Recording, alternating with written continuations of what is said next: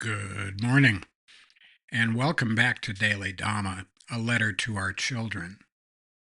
Today is August 15th, and our reading is Slow is smooth, and smooth is fast. We practice so we can do things by muscle memory. Repetition is key to performance. Another truth schools of education abandoned decades ago. We want to become so comfortable and familiar with our actions that we can perform without conscious thought, automatically, under any kind of pressure. That is what it means to practice our practice. The story in Japan is that Major League Baseball's all-time batting champion, Ichiro Suzuki, bought a house in Seattle with 3 bedrooms. One was for him and Yumiko. One was for Yumiko's sewing room, and the last one was for his batting practice. Best batter ever. Daily practice. Took nothing for granted. No days off.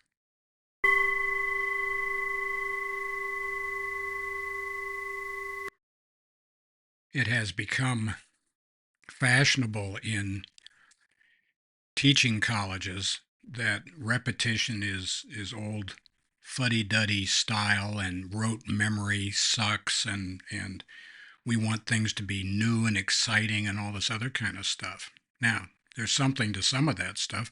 Things need to be interesting enough that people will do it. But there is no substitution for repetition and for practice. If you want to be good at anything, whether it's Charlie Parker and his saxophone or it's Ichiro and his batting or whatever it is, you need to practice a lot. The Buddha said to Ananda, practice a lot, which is hilarious. Ananda was kind of a bigwig in his own right. And so the idea that we need to practice, even though it might be very old, there's a reason that might be. Maybe it's old because for many millennia, people have noticed that the people who practice a skill actually acquire the skill. And then they can use it in other situations, and they don't have to waste a lot of time fumbling around. This is what we're trying to do in our meditation and prayer. This is what we're trying to do with our reading and our working with others. This is what we're trying to do as we practice our daily Dhamma. And we think that we're right in step with a lot of other people who are better and more knowledgeable than we are. Unfortunately, there's more than a little magical thinking going on in the groves of academia. We go back to 1893. There was a big argument between progressive educators and traditional educators, and the National Education Association appointed a group they called the Committee of 10, and they were going to study to see how should high school education be reformed.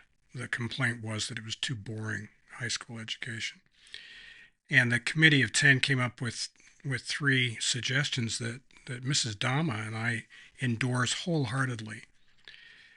They recommended that secondary schools provide a high-quality liberal education to all students, and implicit in the committee's work were the assumptions that 1, rigorous study disciplines the mind, 2, this benefits all students, and 3, studying the cultural, scientific, and religious heritage of the nation adds value to the society and uplifts the community as a whole. One of the big arguments in that whole period was against rote learning. However, Michael Jordan, Charlie Parker, and Ichiro Suzuki would tell us that practice makes perfect.